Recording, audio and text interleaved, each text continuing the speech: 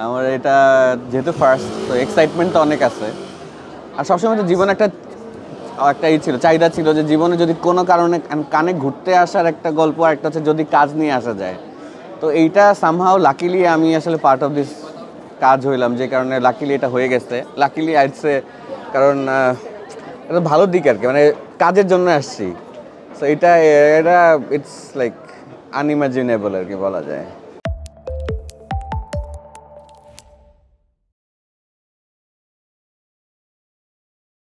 এটা হচ্ছে একটা co production from Philippines, US, France আর হচ্ছে বাংলাদেশ। আমরা 4টা দেশ মিলে করছি। তো এখানে এটা হচ্ছে ফিলিপিনের ডিরেক্টর আরভিন নামে একজন ডিরেক্টর আছে, আরভিন বেলারমিনো। আর ক্রিস্টিন ডেলিয়ন হচ্ছে প্রডিউসার। আর আমরা কো প্রডিউসার হিসেবে বাংলাদেশে আছি হচ্ছে তানভীর হোসেন আর হচ্ছে আমি।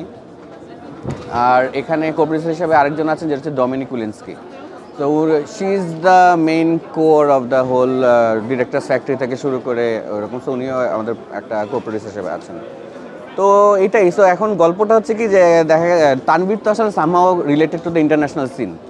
আর আমি ইন্টারন্যাশনাল সিনসে আসলে অনেক বেশি কখনোই কাজ করিনি। আমি সবসময় বুসান পর্যন্ত গেছি, ফিল্ম বাজারে গেছি, just to understand the market.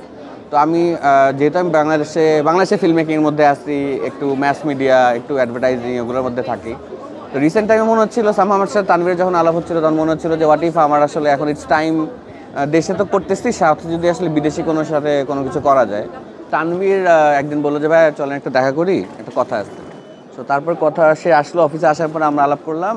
Tanvir বললো যে there is a very interesting project. আরভিনের ব্যাপারে বললো, ক্রিস্টিনের ব্যাপারে বললো যে Christine is going to be a big producer সামনে। ও খুবই এখনও যে অবস্থানে আছে, ওকে সবাই আসলে দেখতেছে। আরভিন অ্যাজ আ ডিরেক্টরও ওকে সবাই নজরে রাখছে। তো আমি বললাম যে আচ্ছা, তাহলে ওর কাজ কী কী আছে আমি দেখি। তো আমাকে তানভীর কিছু কাজ দিল ওর। তো ওর যত শর্টস আছে, যত রকমের কোথায় কোথায় গেছে, সব কিছু ডিটেল আমি দেখলাম। আর সবচেয়ে বড় কথা, তানভীর যখন বলছে তখন আই ট্রাস্ট হিম। তো তানভীর আমি বলছে যে ভাই এটা খুব ইন্টারেস্টিং একটা প্রজেক্ট হবে, আপনি এটার সাথে যদি যুক্ত হতে চান তাহলে করতে চান নাকি আমি এখানে কো প্রডিউসার হিসেবে আসি। তো আমি বললাম যে হ্যাঁ, I want to give it a shot. তো আমি চিন্তা করি যে ঠিক আছে, ফাইন, তাহলে করি জিনিসটা। এরপরে ও আমাকে প্রজেক্টটা নিয়ে আলাপ করলো, প্রজেক্টের গল্পটা কি সেটা নিয়ে আলাপ করলো। তারপরে ওর আর্টিস্টিক ভিশন নিয়ে আলাপ করলো। এরপরে আমাকে যতটুকু শ্যুট হয়েছে ওগুলো নিয়ে দেখালো, কী করতে পারি না করতে পারি। তখনও গ্রাফিক্সের কাজ অনেক কিছু বাকি ছিল। তো সব কিছু মিলে আমি দেখার পর আমার কাছে মনে হচ্ছে না, I want to get in. তো আমি মজা লাগছে জিনিসটা, because it's a very co production. মানে কো প্রোডাকশন তো নর্মালি হয় যেটা, যে খুবই সুবিধা যে আমরা এক দেশ আরেক দেশকে হেল্প করি। তো এটা হলে যেটা হবে যে লং রানে ওরাও আসলে সামহাও আমাদের কোনো না কোনোভাবে আসলে যুক্ত হবে। তো এটা খুব ইন্টারেস্টিং লাগছে, ডিরেক্টরটা খুব ইন্টারেস্টিং, প্রডিউসার ইন্টারেস্টিং। তো তারপরে আমি যুক্ত হলাম। এরপরে অনেকদিন গেল, কাজ আমি আমার মতো কাজ করতেছি। And one fine day Tanvir কলস আপ আর বললো যে ভাই একটা ঘটনা তো ঘটে গেছে। আমি বলছি কী হয়েছে? তখন বললো যে আমরা তো সিলেক্টেড হয়েছি এরকম। তো এটা শোনার পরে আমি তো খুব এক্সাইটেড হইলাম। অ্যান্ড আমার বললো যে কয়দিন একটু চুপ করে থাকতে হবে, আমাদের কাউকে বলা যাবে না, বিকজ আমরা এখনও কান থেকে প্রপারলি অ্যানাউন্স করে আর কি, ক্রিটিক্স উইকের থেকে অ্যানাউন্স করবে। তো তারপর বললাম ঠিক আছে। তো তারপরে ক্রিটিক্স উইক থেকে অ্যানাউন্সড হলো। অ্যান্ড তারপরে আমরা আসলে খুবই, তারপরে তো আর কি, তারপরে তো ভিসা টিসানের দৌড়াদৌড়ি তো জানি।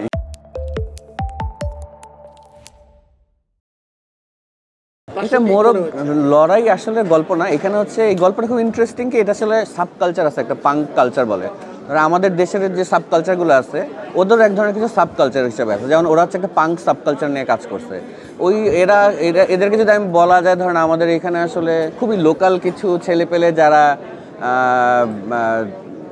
যাদের সাথে আসলে এক্স্যাক্টলি মিল বলা যাবে না, বাট ওদের একটা কালচারই আছে, যেই কালচারটাতে ওরা ডান্স করে, ওদের অনেক অদ্ভুত জিনিসপত্র করে আর কি। ওরা টু সার্ভ ফর দ্য কী বলে, ওদের কিছু গল্প আছে পার্সোনাল, যেগুলো আসলে মিটের সাথে অ্যালাইন। তো সব কিছু মিলে ওই জায়গা থেকে it's a very complicated story. এটা কিন্তু খুবই সিম্পল স্টোরি না, it's a very artistic way. আরভিনের অনেক আর্টিস্টিক একটা ভিশন আছে এখানে। তো এটা যদি আসলে ওয়ানলাইনার বলা যায়, যেটা আমরা সাইটে দেখতেছি, আমার মনে হয় যে এইটা না, রেদার দেখার পর এক একজনের থট আসে এক রকম। বিকজ এই ডিরেক্টরের যেটা ইন্টারেস্টিং দিক, সে অডিয়েন্সকে একটা জায়গা ছেড়ে দেয়, ওইখানে আসলে একটা পারসেপশন ক্রিয়েট করা, যে আসলে অডিয়েন্স আসলে কী চায়, এখানে কী বলতে চাইছে। তো এই গল্পতেও আসলে আমি যদি বলি ওয়ানলাইনার কোনো লগ লাইন, ওটা আসলে স্পেসিফিকভাবে বলাটা যাবে না। মানে আমি একভাবে বুঝছি, আমি আরভিনকেও জিজ্ঞেস করতে, আচ্ছা তোমার কাছে কী মনে হয়, why did you do this film? তো ওর কাছে ওর নিজস্ব এক ধরনের বক্তব্য আছে।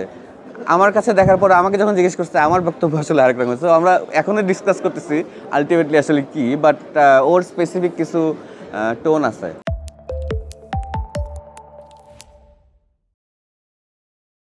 কানে প্রথম দিন আসার পরে বৃষ্টিটা এক্সপিরিয়েন্স হলো। তো ওইটা হওয়ার পরে তারপরে ওই দিন আসলে কিছু বুঝি নাই আমি, বিকজ ওই দিন আমি আসলাম, অ্যাক্রিডিটেশন কার্ডস নিলাম, সব কিছু নিয়ে আমরা কানেক্টেড হইলাম। তো প্রথম দিন আমি খালি ঘুরতে ঘুরতে এসেছিল, সেকেন্ড দিন থেকে কাজ শুরু হলো বেসিক্যালি আমাদের। তো ওই দিন আমরা কি করলাম, প্রথমে আমরা অনেক কিছুই করছি আসলে। যেমন আমাদের একটা ফিলিপিনো নাইট ছিল, আমাদের যে ডিরেক্টর আরবিন, ওরা একটা ডিরেক্টর ফ্যাক্টরি হয় আরেকটা, যেটা আমাদের আরেকটা সেকশনের, সেটাতে ওর একটা শর্ট ফিল্ম আছে। সো ওর এবার দুইটা শর্ট ফিল্ম, একটা আমরা প্রডিউস করছি, আরেকটা হচ্ছে প্রডিউস করছে আরেকজন।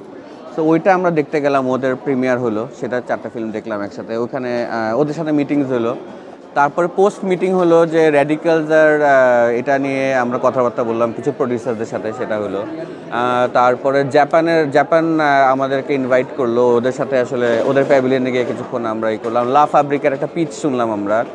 আফান নামে একটা অর্গানাইজেশন আছে, সো ওদের পিচ শুনলাম আমরা কীভাবে আফান হচ্ছে অনেকগুলো নিয়ে কী বলে, যেমন সিঙ্গাপুর আছে, ওইখানে বুসান আছে, সো অনেকে মিলে জিনিসটা করছে। এখানে আসলে ল্যাব আছে, অনেক কিছু আছে, যেখানে আসলে আমাদের যারা স্ক্রিপ্ট রাইটার্স, যারা স্ক্রিন প্লে রাইটার্স, ওদের জন্য বা ফিল্ম মেকার, ওদের জন্য সুবিধা হবে আর কি ইন দ্য ফিউচার। স্ক্রিনিং হচ্ছে 21 তারিখে 2টা স্ক্রিনিং হবে, আর 24 তারিখে একটা স্ক্রিনিং হবে।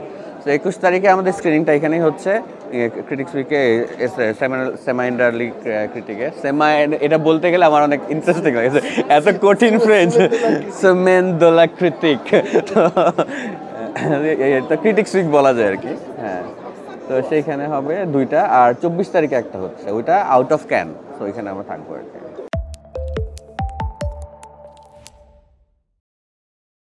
এটা ইন্টারেস্টিং দিক হচ্ছে এই ফিল্মের পরে এখন আরবিন ইজ অ্যাকচুয়ালি 2টা জিনিস আছে। দেখেন, আমি খুব ক্লিয়ার অ্যাবাউট মাই ভিশন। আমার কাছে মনে হয় বিকজ ইটস মাই স্টার্টিং, তারপরেও ইটস বিগ, মানে কান ইজ অ্যাকচুয়ালি বিগ। যত আমার কাছে মনে হয় definitely is the highest, right?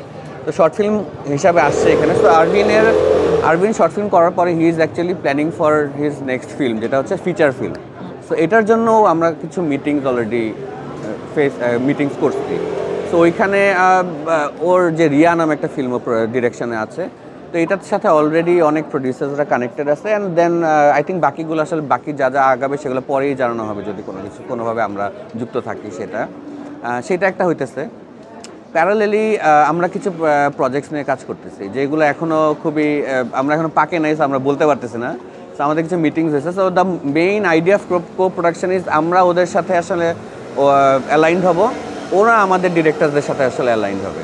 তো ওইটাই আমাদের মূল গল্প ছিল, যে আমি আর তানভীর আসলে প্ল্যান করছি। যখন বলছে ওকে ঠিক আছে, ফিলিপিনের সবচেয়ে বড় দিক হচ্ছে এবার ওদের ফিল্ম ফ্যাক্টরিটা এখানে, ওদের থেকে 4টা ডিরেক্টর শর্ট ফিল্মসে ফিল্ম ফ্যাক্টরিতে আসছে। আর আরও 4জন ছিল 4টা দেশের, যেমন ক্যাম্বোডিয়া ছিল, মালয়েশিয়া ছিল, এরকম ছিল। তো এটা হওয়ার কারণ হচ্ছে বাংলাদেশে একটা ফিল্ম কমিশন নাই, আর ফিলিপিন্সে ফিল্ম কমিশন আছে। তো ফিল্ম কমিশন কিন্তু এটারে একমাত্র ফিল্ম কমিশন থাকলেই, if you can approach the right people here, তাহলে ওরা বাংলাদেশে গিয়ে এরকম ডিরেক্টরসদেরকে হায়ার করে they can prepare themselves. And ওরা যখন এখানে আসবে, বাই দ্য টাইম ডেফিনেটলি ওদের কাজগুলো খুবই ভালো হবে। অ্যান্ড ওরা সামহাও যদি ওদের প্রিমিয়ার হয়, তাহলে ওদের ফিউচারটা আর কিছু লাগবে না।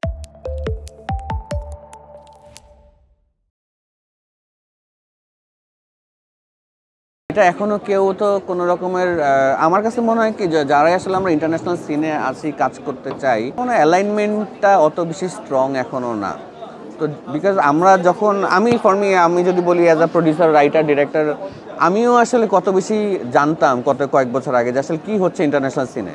যারা আসে এরা সামহাও, ফিল্ম মেকারদের কথা বলতেছি, এরা সামহাও হয়তো বা অনেক ছোট পরিসরে ওরা নিজেদের মধ্যে আসলে রাখতে চায় নাকি আমি জানি না। So it doesn't work that way. আমার কাছে মনে হয় যে যত পারি তত ছড়াই যদি জিনিসটা, তাহলে ভালো হবে। মানে আমার যেমন এবার আসার পরে I am very clear about a lot of things এখন।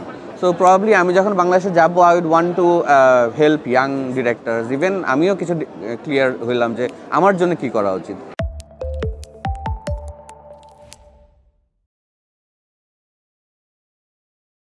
না, এটা হতাশা নাকি, যেমন ধরেন এক একটা ফিল্মের ফেস্টিভ্যালসগুলোতে এক একভাবে কাজ করে। কানে সৌরভ ভাই যখন কাজ করে, সৌরভ ভাই কিন্তু সবসময়ই আমাদেরকে অলওয়েজ পুশ করে যে তুই সিনেমাটা আমরাই আসলে অলওয়েজ যে আমরা কোনো সিনেমাটা বানাই নাই। উনি আসলে যেটা হয় কি, যে একা তো আসলে করা যায় না। সো উনি ওনার জায়গা থেকে কিন্তু ট্রাই করছে। আমার কাছে মনে হয় উনি অনেক জায়গায়, যেমন আমাদের যত রকমের ছেলে পেলে সবাইকে আসলে বলে যে ফিল্মটা বানা ইটস বিন লাইক 8-10 বছর আমাদেরকে পুশ করতেছে, আমরাই বানাই না, এটা আমাদেরও একটা ফল্ট আছে।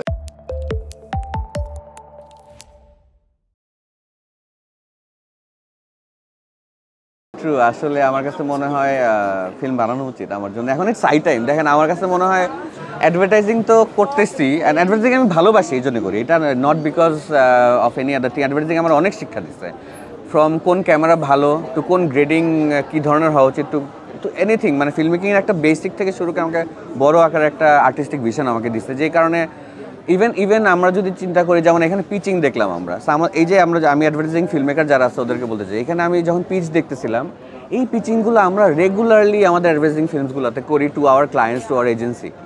একই মানে গল্পগুলো আলাদা হয়, বাট দ্য প্রসেসটা যেটা, যে একটা পাওয়ার পয়েন্ট প্রেজেন্টেশন থাকে সুন্দর করে, ওটা ডিটেল কোন কোন পয়েন্টে কোন অবজেক্টিভে কথা বলতেছে কি, সব কিছু আমরা এত ডিটেলে কাজ করি, এটা আমার শিক্ষা ওইখান থেকে। সো আমি যদি আসলে কখনো পিচ করি, আই হোপ ভালো কিছু হবে আর কি, যেহেতু ইটস আ প্রসেস।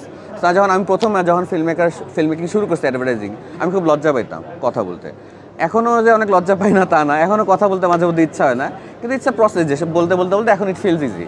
তো আমার জন্য যেটা হয়েছে যে অ্যাডভার্টাইজিংয়ে তো আই হোপ মানে করছি অনেক দিন, তো চেষ্টা করতেছি, ভালো মতো চেষ্টা করছি, মোটামুটি কাজ করছি আর কি। এখন আমি একটু মুভ করতে চাই এদিকে, যেমন আমার কাছে মনে হচ্ছিলো যে আমি পার্সোনালি অ্যাজ আ ডিরেক্টর, প্রডিউসিংটা তো ছিল আমার secondary, so as a director আমি কাজ করতে চাই, যেটার জন্য আমি কিছু স্ক্রিপ্ট অলরেডি রেডি করছি। এখন আমি জানি না কোনটা দিয়ে শুরু করব, সো অনেক কিছু আছে এরকম। সো ব্যাক এন্ডে যেই এত কথা 3 বছর 4 বছর হয়ে গেছে আমি কাজ করি নাই, সেইটার মধ্যে আমি কিছু গল্প লিখতে পারছি, আমি ফুললি গল্পগুলোতে এখন বিলিভ করতেছি। তো আমি একটা লিখি নেই, আসলে 2-3টা রেডি করছি। এখন কোনটা হয় আমি ঠিক জানি না, যেটার হোপফুলি যেটার রাইট, সব কিছু রাইট হয় সেটাই করে ফেলবো আর কি, বাট আমি বানায় ফেলতে হবে। আই বিলিভ এই বছরে তো বানানো উচিত একটা।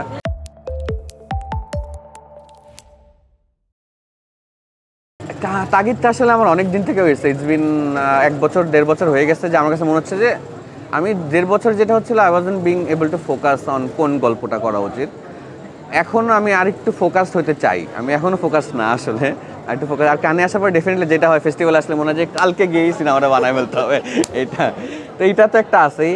ইন্টারন্যাশনাল সিনের জন্য হয়তো বা আলাদাভাবে কিছু করার প্ল্যান আছে, আর আমাদের যদি বাংলাদেশের সিনারিও প্রেক্ষাপট বলা হয়, সেইটার জন্য হয়তো বা আলাদা রকম কিছু করার প্ল্যান আছে। সো আমি প্রত্যেকটাই আসলে আলাদা আলাদা করে দেখতে চাই। আমার কাছে মনে হয় যে আমাদের যে একটু স্পেসিফিক একটা ধারণা আছে, এটা আমার কাছে, and which is also true, আমার মনে হয় যে আমরা যখন আসলে থিয়েটারের জন্য বানাবো, তখন এটা কোনো আর্টিস্টিক ভিশনের জায়গা থেকে এটা কমে যায়, যেটা সত্য মোস্ট অফ দ্য টাইম হয়তো বা এটা, but at the same time আমি কিছুটা হলেও রাখতে চাই ওই ভিশনটা। সো ইটস আই ওয়ান্ট, মানে আমার ফিল্ম মেকিং যদি আপনি দেখেন তাহলে দেখবেন যে ইটস আ মিক্স। আমারটা একটা মিডল ফিল্ম হয় সবসময়, একটু আর্ট থাকবে, আবার একটু মানুষজন আমার গল্পগুলো দেখেও হয়তো বা, সো এই দুইটার মিক্স করে করা।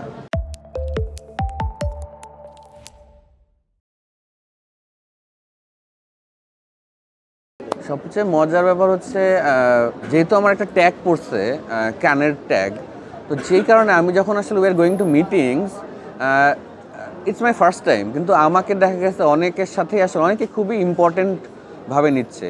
যেমন আমার কিছু ডিরেক্টরস আছে যারা প্যারালালি কাজ করছে, যে যারা আরভিনের সাথেই ছিল, অন্য যে বাকি 2-3 জন আছে, ওদের ইম্পর্টেন্সটাও খুবই আমার প্রতি ছিল আর কি, যে ওরা আসলে আমাকে গল্পটা শোনাতে চাইতেছে বা মিটিংস করতে যাচ্ছে, they feel maybe I can be a part of the whole project. So ওই জায়গা থেকে আমার কাছে মনে হয় যে অ্যাজ আ প্রডিউসার আমি অনেক সমৃদ্ধ হচ্ছে কোন জায়গা থেকে, যে ওদের ভিশনটা আমি খুব ক্লিয়ার এখন, যে মানে ওরা কী ধরনের গল্প এখন বলা উচিত ইন্টারন্যাশনাল মার্কেটের সিনে, সেটা আমি ওদের গল্পগুলো দেখে, খুবই পাওয়ারফুল গল্প সব কয়টা, খুবই মজা লাগছে শুনে। অ্যান্ড এটাতে আমার এক ধরনের রিক্রিয়েশন হয়েছে আর কি, মনে হচ্ছে যে হয়তো বা এই ধরনের গল্পই আসলে ইন্টারন্যাশনাল সিনসগুলোতে এখন বলা উচিত খুবই আর্টিস্টিক্যালি। আর এটা একটা প্রডিউসিং সাইডটা যদি বলি, আর অ্যাজ আ ডিরেক্টর তো আমার মনের ভিতরে তো একটা বাসনা কামনা তো ভয়ঙ্করভাবে আছে।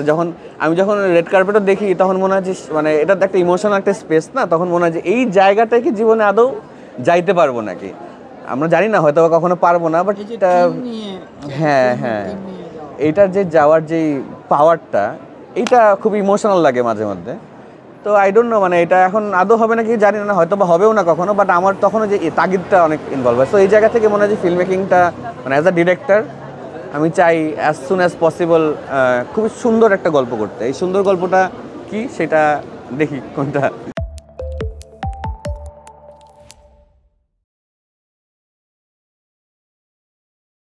আমাদের তো অনেক মিটিংস অলরেডি হচ্ছেই। সো প্রত্যেক যেমন আজকে আমাদের সো এখানে আসলে মিটিংসগুলো কীরকম হয়, it's more about just a Japan night.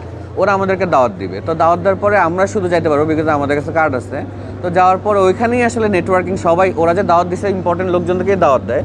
তো ওইখানে somehow everybody sees the batch, যে আসলে আপনার ব্যাচটাকে ওটা কথা কিন্তু বলে এখানে থাকায় সবাই। আমি খুবই ইন্টারেস্টিংলি দেখছি যে এখানে আসলে কথা চোখের থেকে ইম্পর্টেন্ট, হ্যাঁ হ্যাঁ আদনান হাউ আর ইউ বলে একটুখানি দেখে নেয়। তো এইটা খুব ইম্পর্টেন্ট, আমার কাছে ইন্টারেস্টিং লাগছে। সো আলটিমেটলি ওইখানে যাওয়ার পর লাইক দ্যাট যে ওরা আড্ডা দিতে দিতেই নেটওয়ার্কিংটা হয়ে যায়। আর যখন আড্ডা খাইতে খাইতে আড্ডা দিতে দিতে ওইখানে কথা হয়, এরপর ওরা বুঝে যে আসলে একে দিয়ে হবে নাকি হবে না, বা প্রডিউসাররা বুঝে দেওয়া হবে নাকি, এইটা পরে গিয়ে সামহাও বাকিটুক হয়, যে পরে ইমেলস থেকে শুরু করে কানেকশন থেকে শুরু করে। আর এইদিকে তো ওর ব্যাক এন্ডে আমাদের কিছু বাই দ্য টাইম ও আমাকে রিসার্চও করবে যে আচ্ছা আমার সাথে কথা হচ্ছে অনেকক্ষণ, ওকে একটু রিসার্চ করে দেখবে, হ্যাঁ ওইটা দেখবে। সো এটাই হচ্ছে নেটওয়ার্কিংয়ের ওয়ে আমার কাছে মনে হয়। আর তারপরে তো এটা একটা ফলো থ্রু আছে, এখানে তো পরিচয় হবে, তারপরে বাকিটুক তো ইট বিকামস দ্য, হ্যাঁ বাকি মেল থেকে শুরু করে নেক্সট ফেস্টিভ্যালসগুলোতে দেখা হওয়া, তারপরে ল্যাবসগুলোতে যাওয়া, ওইটার উপরে বেস করে আমাদের কাজের ফ্লোটা আগানো আর কি।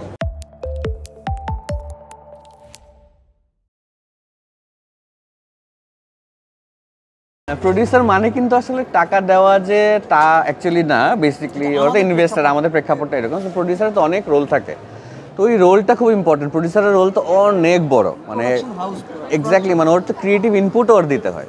তো creative input and that business perspective, producer বাইরে তো আসলে প্রডিউসার অনেক বড় একটা রোল প্লে করেন। প্রডিউসার আসলে ডিরেক্টর ডিপেন্ডও করে প্রডিউসারের উপরে, সো অনেক কিছু এরকম। সো একটা ডিরেক্টর আসলে অনেক আরাম পায় এরকম একটা প্রডিউসার থাকলে, যদি রাইট প্রডিউসারটা পায়। এখন যারা ইন্টারন্যাশনাল সিনে আছে তারা তো মনে করে যে তারা very clear about the production. বাংলাদেশে আমাদের প্রডিউসার যাদেরকে আমরা প্রডিউসার বলছি, তাদের আমার মনে হয় অনেকে আছে যারা হয়তো বা শুধু লগ্নিটাই করে, হ্যাঁ জাস্ট ইনভেস্টার বেসিক্যালি।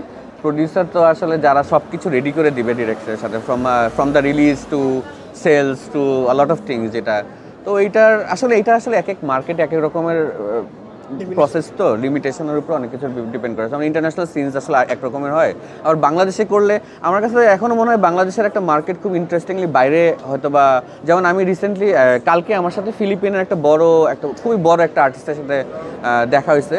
তো তার সাথে অনেকক্ষণ আড্ডা হয়েছে, সিলভিয়া নামে, সে আরভিনের একটা ফিল্মের সে ওই ডিরেক্টরস ফ্যাক্টরি যেটা করলো সেটাতে আর্টিস্ট ছিল। তো সে বললো যে আমাকে ইন্ডিয়ার একটা প্যাভিলিয়ন থেকে দাওয়াত দিছে, তো ওরা আমাকে একটা ফিল্ম দেখাতে চায় নীরাজ পান্ডের। তো ওরা যেটা করতেছে যে ওরা আসলে একটা ফিল্ম বানাইছে, বানানোর পর যে এত রকমভাবে বিক্রি করার চেষ্টা করে। তো আমি ওদের ব্রোশারটা পড়লাম, ওরা কী করতে চাচ্ছে সেটা দেখলাম, ওরা যে ডিফারেন্ট ল্যাঙ্গুয়েজে ফিলিপিনে রিচ করছে, এইটা তো ডেফিনেটলি ওরা অনেক বড় কান্ট্রি। বাট আমার কাছে মনে হয় এরকম ইন্টারন্যাশনাল সিনস যদি আসলে আমরা রেগুলারলি আসতে পারি, গভর্নমেন্টের যদি কোনোভাবে সাপোর্ট এখানে থাকে, তাহলেও ইন্টারেস্টিং হতে পারে। তো সেই ক্ষেত্রে ওই মার্কেটটা আরও বড় হয়, মানে আমরা চাইলেই আসলে আরও অনেক জায়গায় প্রডিউসাররা সেল করতে পারে। সেইটার মার্কেটটা যদি ক্রিয়েট করা যায়, তাহলে আমাদের ভিজুয়াল মার্কেটটা বড় হবে, আর ডিরেক্টরদের সুবিধা হবে আরও ভিজুয়ালি অনেক কিছু করার।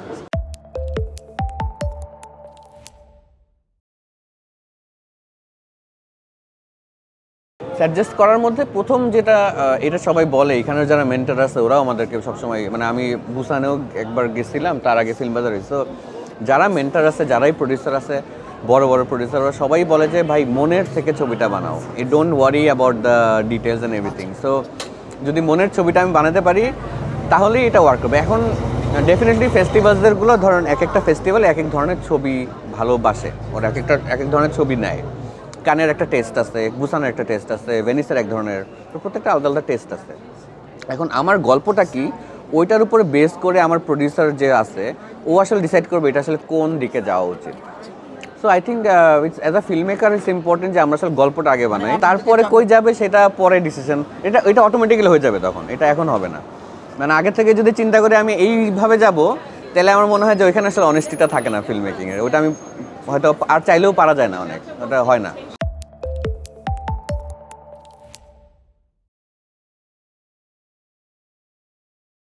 আমার কাছে মনে হয় যে মিডিয়া খুবই স্ট্রং, মানে আমার কাছে খুবই, আমি এটা আপনার সাথে আলাপও করতেছিলাম যে আই থিঙ্ক আমাদের যেই এই যে আমরা এখানে আসা হচ্ছে অ্যান্ড আমরা যদি সামহাও আরও আমরা যারাই আসলে আসতে চাই না, from journalism to film makers to everybody, যদি কোনো না কোনোভাবে এটা সাপোর্টেড হয় আরও বেশি, তাহলে কিন্তু এটার আরও ইন্টারন্যাশনাল মার্কেটে আরও অনেক বেশি প্রমাণ করার অনেক কিছু আছে। বাংলাদেশের অনেক ইন্টারেস্টিং ডিরেক্টর আছে যারা কাজ করতে চায় এখানে, কিন্তু তারা প্রসেসটাই বুঝে না শুরু কোথা থেকে করবে। সো আমি একা তো আসলে আমি কয়জনকে হেল্প করতে পারবো? এটা যদি একটা বড় পরিসরে থাকতো, যে কারণে আমি ফিলিপিনের গল্পটা বললাম, যে ওরা কালকে ফিলিপিনো নাইট হচ্ছে, যেখানে আমি দেখলাম যে they have they are very new, কিন্তু ওরা কিন্তু ইন্টারন্যাশনাল মার্কেটের সিনটাকে অনেক বড় করে ফেলছে। ওদের অনেক ফিল্মস অলরেডি যাওয়া শুরু করছে, কান থেকে শুরু করে অনেক ডিফারেন্ট ডিফারেন্ট ফেস্টিভ্যালসে। তো এইটা যদি আমরা ক্রিয়েট করতে পারি, আমরা সবসময় যেটা হয় যে আমরা মোর অ্যাবাউট কী বলে ফেস ভ্যালুর উপরে আমার মনে হয় যে আমাদের সব কিছু চলে এক ধরনের আছে। তো র্যাদার আমরা যদি ক্রিয়েটিভিটিটাকে আরেকটু নার্চার করতাম, তাইলে হয়তো বা আরও অনেক অনেক দূরে যাওয়ার সম্ভাবনা ছিল। সেক্ষেত্রে আমি বলবো যেটা যে মানে এটা খুবই উচিত, আমাদের সবারই দরকার যে একজন আরেকজনকে হেল্প করা কোনো না কোনোভাবে, যাতে আমরা এই যে এইসব জায়গায় এসে অনেকে জানি না বাংলাদেশ কি, সত্যি কথা বলতে ওরা অনেকে জানি না বাংলাদেশ, ওরা মনে করে ইন্ডিয়ার একটা পার্ট। তো এরা যখন দেখে বাংলাদেশের নামটা আছে, যেমন অনেকে যাদেরকে যেমন তানভীরকে আসলে এখানে অনেকে চিনে, তো ওর সাথে যখন হ্যাঁ I know Tanvir, so I feel so great. Sara ফারুকিকে যখন আসলে ওনাকে যখন চিনে, so there are different kind of names, আরও এরকম সাদ আছে, সায়ন ভাই আছে, এরকম অনেকে আছে। ইভেন এবার তো রীতিও আসলো, সাদিয়া খালেদিতে আসলো। হ্যাঁ, তো ওই রকম যদি আসলে যত বেশি করে পরিসরে আনা যায় তত আমাদের জন্য সুবিধা। বাট আমার মনে হয় এটা সবাই আসলে কোনো না কোনোভাবে ফোকাস করা উচিত, এখানে আমার ফোকাস নাই দেখে এটা আর হচ্ছে না।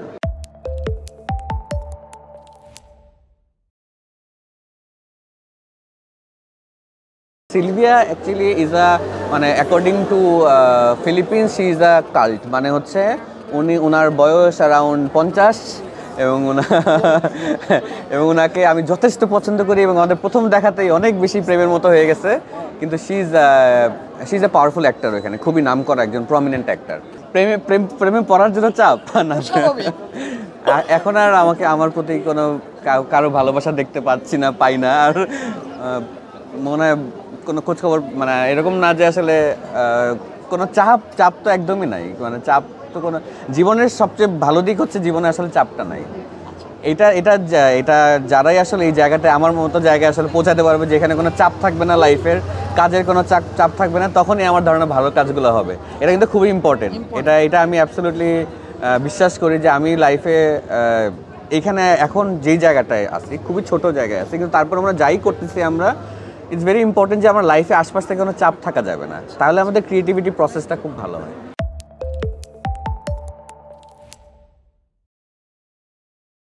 একটু লজ্জা লাগে আমার, কিন্তু এটা খুবই ভালো। আমি চাই যে আমার থেকেও ইম্পর্টেন্ট হচ্ছে যেন আমি হয়তো বা কিছু কাজ করে মানুষজন চিনছে আমাকে। আমার কাছে মনে হয় যে তানভীর হোসেন যে আছে, ওকেও আসলে আরও মানুষ চেনা উচিত, কারণ হি ইজ অলসো, বিকজ ও তো আমার যখন নিউজও হয় তখন আসলে মোস্টলি আমরা দেখি যে আমার হয়তো বা নাম হচ্ছে, আমি সবাইকে বলার চেষ্টা করি ভাই তানভীর নামটা আমার একটু দিয়ে দেন, কারণ আমার মনে হয় যেহেতু ও আসলে খুবই ইন্টারন্যাশনাল সিনস ওর মতো করে বড় হচ্ছে, এরকম এদেরকে যদি আমরাই নার্চার করি বা আমরা যদি একটা ফোকাস করা উচিত, তাহলে হয়তো আরও বেটার হবে। তো সেটা মনে হয় লজ্জা পাই একটু, আর বাকিটা হচ্ছে ভালো লাগে।